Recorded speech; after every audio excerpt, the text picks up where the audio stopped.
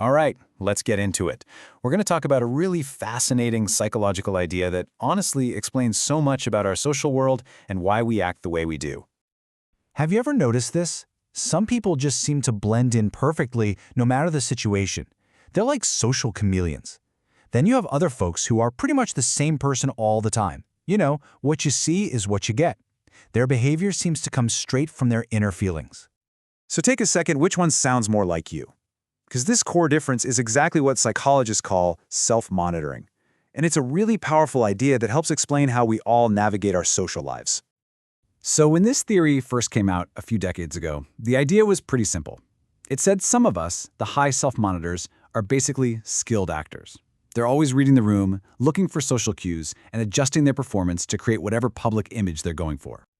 But then you have the low self-monitors, and they operate from a totally different playbook. For them, it's all about consistency. Their behavior is like a direct pipeline from who they are on the inside. They tend to see putting on an act as being, phony. The only thing that feels right is being true to themselves. And this theory, it was a huge hit. Psychologists loved it. It just seemed to make so much sense. But right when it was getting really popular, a crisis hit, one that threatened to bring the whole idea crashing down. So what happened? Well, scientists started taking a closer look at the actual questionnaire they used to measure this, the self-monitoring scale, and they found something kind of troubling. It made them ask this huge fundamental question. Is this thing we call self-monitoring even a single, real trait? As it turns out, the scale wasn't just measuring one thing at all. It was a jumble of at least 3 different personality factors. It was measuring acting ability, it was measuring extraversion, being outgoing and social, and it was measuring something called Other-Directedness, which is basically that desire to put on a show to impress people. And this was a massive problem for the field. The central challenge became crystal clear. People started to wonder, wait a minute, is self-monitoring just a new fancy name for extraversion? I mean, we already know what that is. Suddenly, the very existence of this cool concept was on the line. Okay, so how do you solve an identity crisis like this? Well, enter researchers Stephen Gangestad and Mark Snyder. They decided to tackle this head-on, but they knew they had to look for answers in a completely different place. Their approach was absolutely brilliant. Instead of just analyzing the questionnaire again, they did something else. They gathered decades of studies on how people actually behaved in the real world. And here's the clever bit. They plotted all those real-world actions back onto the scale's original 3 factors to see what dimension people's behavior truly defined. And they looked at a huge range of things. We're talking everything from how people control their facial expressions, to who they choose as friends and partners, even how they respond to advertising. This was a game changer, because it moved the whole debate from abstract stats to concrete, real-world stuff.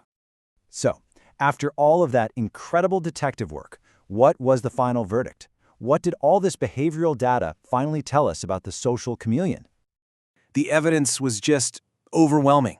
It turns out all those different behaviors, choosing friends, reacting to ads, controlling your emotions, they weren't random at all. They all clustered together, pointing to one single coherent phenomena.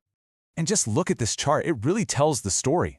When they mapped all that real-world behavior, a staggering 81% of it lined up with the self-monitoring axis.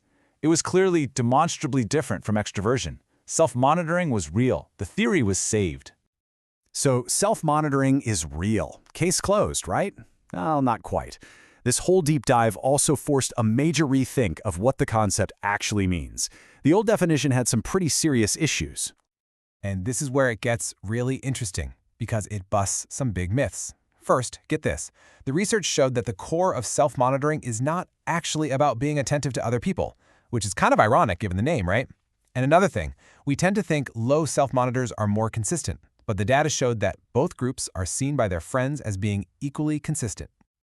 So here's the crucial shift in understanding. The old idea was about passively reacting to your environment. But the new, evidence-based view is that it's a much more active process. It's about deliberately constructing and projecting a public image to achieve your social goals.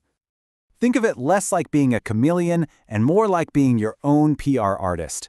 High self-monitors are skilled image projectors, crafting an appearance to get ahead. And low self-monitors aren't just passive. They are actively working to build and protect a reputation, a brand, really, of being earnest, sincere, and authentic. And this all brings us right back to you. After this deep dive, we have a whole new lens to see ourselves and others. When you move through your social world, are you primarily an actor, projecting an image to achieve your goals? Or are you more of an open book, working to protect a reputation for authenticity? And maybe the most interesting question of all is, which role is serving you best?